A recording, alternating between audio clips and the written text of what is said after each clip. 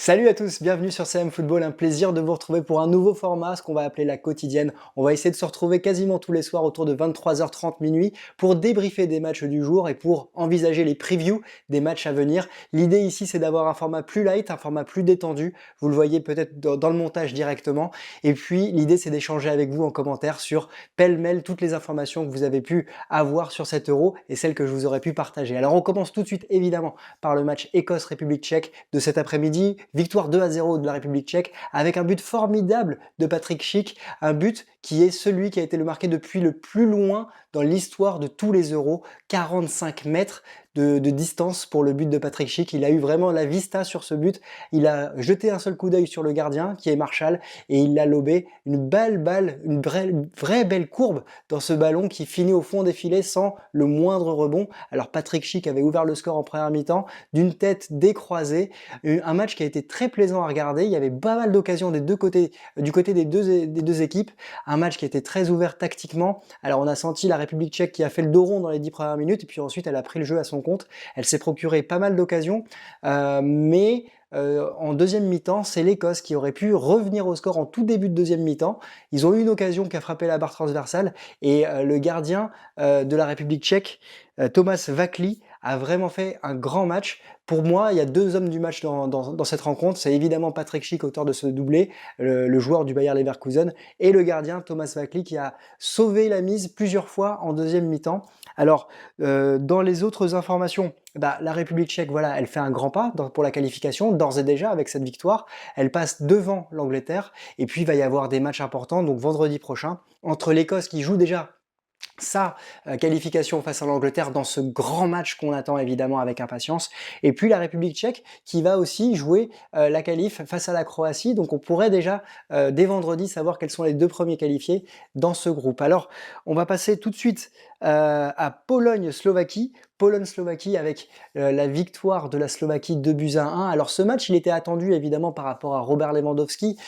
Évidemment, le joueur du Bayern Munich était attendu par rapport à la saison qu'il vient de réaliser. Après, il est peut-être orphelin de Milik et de Piatek qui sont absents pour blessure. Alors on s'attendait à vraiment avoir Robert Lewandowski important dans ce match, et pour autant, il n'y aura pas de tir cadré de la part de la Pologne en première mi-temps, et c'est surtout Robert Mak, le joueur de Slovaquie, qui va faire un exploit individuel sur le côté gauche, et qui va rentrer dans la surface de réparation, il va frapper, la balle est légèrement détournée par Camille Glick, si je ne me trompe pas, elle frappe le poteau, et c'est Szczęsny qui marque contre son camp. Alors c'est un bel exploit individuel, mais il a beaucoup de réussite, et là, de ce côté-là, le gardien de la Juve a vraiment pas eu de chance de le mettre contre son camp. En deuxième mi-temps, il y aura l'égalisation de la Pologne par Linetti, voilà, qui a égalisé tout de suite en début de deuxième période. Ça aussi, ça a été vraiment un changement de jeu de la part des Polonais qui auront une occasion de marquer le deuxième but tout de suite en début de deuxième mi-temps, mais le gardien de la Slovaquie va arrêter. Et puis il y a un tournant du match, c'est Krychowiak qui va prendre un deuxième carton jaune pour la Pologne et qui va permettre à la Slovaquie de terminer le match à 11-10. Et dans ce cas-là, c'est Skriniar qui va marquer le deuxième but. Alors regardez ce but si vous avez l'occasion, c'est un super but à la Robert Lewandowski, contrôle-frappe instantané.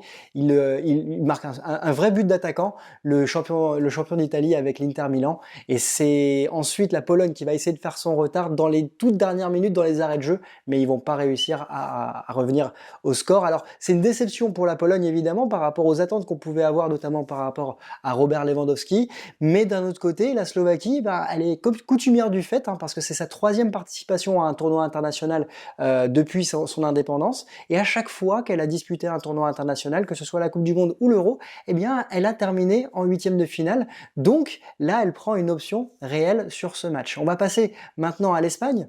Une Espagne sans Sergio Ramos, évidemment, une Espagne sans Madrilène, une Espagne sans Sergio Busquets, son capitaine, qui était touché par le Covid, mais une Espagne qui a eu la possession durant ce match avec plus de 85% de possession de balles durant cette rencontre. C'est impressionnant pour un match entre deux équipes qualifiées pour cet Euro. Alors une Espagne qui s'est procuré des occasions en première mi-temps, notamment avec Morata.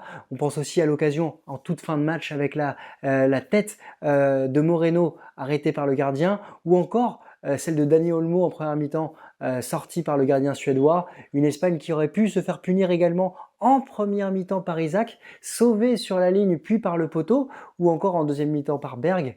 Donc, si on regarde les expected goals sur ce match, on était à 1,36 côté espagnol pour 1,15 côté suédois. Donc on aurait pu avoir un autre match nul, un but partout, mais ça a été un match plutôt fermé de la part de la Suède qui vraisemblablement n'avait aucune volonté d'aller chercher la victoire, si ce n'est que par contre, et à laisser le ballon aux Espagnols.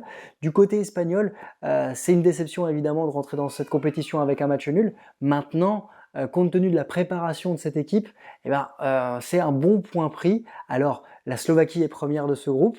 Derrière, c'est l'Espagne et la Suède qui restent deuxième à ex-aequo. Et puis donc, rien n'est perdu pour la Pologne en vue de la qualification. On sera évidemment attentif aux matchs qui vont suivre dans ce groupe.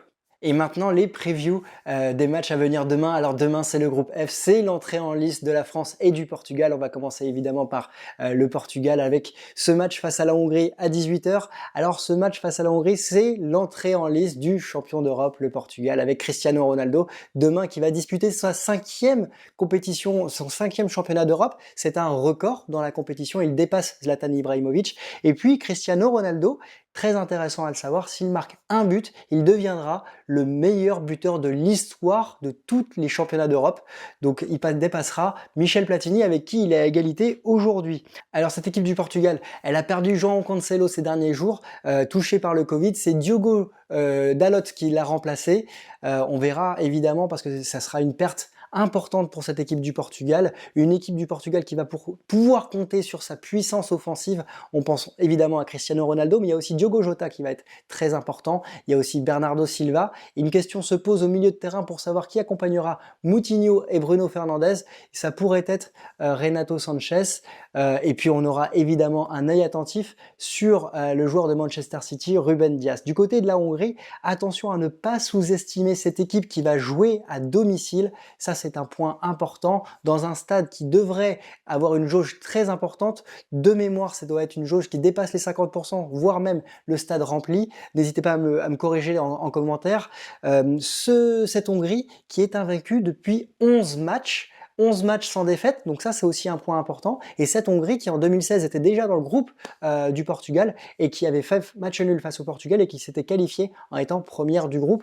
Donc à ne pas sous-estimer. Pour rappel, on est dans le groupe de la mort entre le vainqueur du dernier championnat d'Europe, le vainqueur en titre de la Ligue des Nations, avec le vainqueur de la Coupe du Monde 2018 et le vainqueur de la Coupe du Monde 2014, l'Allemagne, et puis la meilleure équipe des barrages, puisqu'elle était dans la poule A, la Hongrie. Donc c'est vraiment un groupe important. Concernant ce match, je pense que le Portugal devrait l'emporter, même si c'est toujours très difficile de rentrer dans une compétition. Je pense que le Portugal devrait l'emporter sur une courte marge. Je pense à un seul but d'écart entre les deux équipes. Alors évidemment, le match qu'on attend le plus en tant que Français, c'est le match France-Allemagne à 21h sur M6. Alors ce match, j'ai fait un avant-match complet que je vous laisserai aller voir si c'est pas encore le cas. Mais dans les dernières informations, l'équipe est au complet et vraisemblablement ce serait Adrien Rabiot qui serait positionné dans ce milieu en losange sur le côté gauche. Et évidemment, ce serait Karim Benzema qui devrait reprendre sa position de numéro 9. On sera évidemment attentif à la performance de Kylian Mbappé par rapport à ses derniers propos. Il a dit que le groupe était au-dessus de tout et de toute chamaillerie entre les différents joueurs. On pense évidemment à ces mots avec Olivier Giroud. En tout cas, le plus important, ça va être ce match-là. Il faudra évidemment pas sous-estimer cette équipe d'Allemagne qui est très importante. On pense évidemment à Rudiger en défense centrale. On pense au retour de Mats Hummels et devant la polyvalence que pourront apporter les trois joueurs que seront certainement Müller, Gnabry et Havertz, sans évidemment oublier le milieu de terrain qui devrait être composé de Gundogan avec Toni Kroos. Voilà, sur ce match, évidemment, j'espère une victoire de l'équipe de France. Je pense que ça va être très serré. Et comme j'avais dit dans l'avant-match, je m'attends plutôt à un match pour lequel l'équipe de France ne perdra pas. Donc une victoire ou un nul de la part de l'équipe de France. Voilà, j'espère que cette vidéo vous aura plu, c'est un nouveau format, donc n'hésitez pas à me dire ce que vous en avez pensé. Si cette vidéo vous a plu, évidemment, n'hésitez pas à la liker, n'hésitez pas à commenter par rapport à tout ce que je viens de dire, ça me ferait plaisir d'échanger avec vous. Et puis je vais prendre vos remarques et puis demain on se retrouvera pour le débrief de France-Allemagne et puis évidemment pour faire la preview des matchs à venir. Je vous souhaite une excellente soirée, une excellente journée si vous voyez cette vidéo demain matin et je vous dis à très bientôt. Ciao!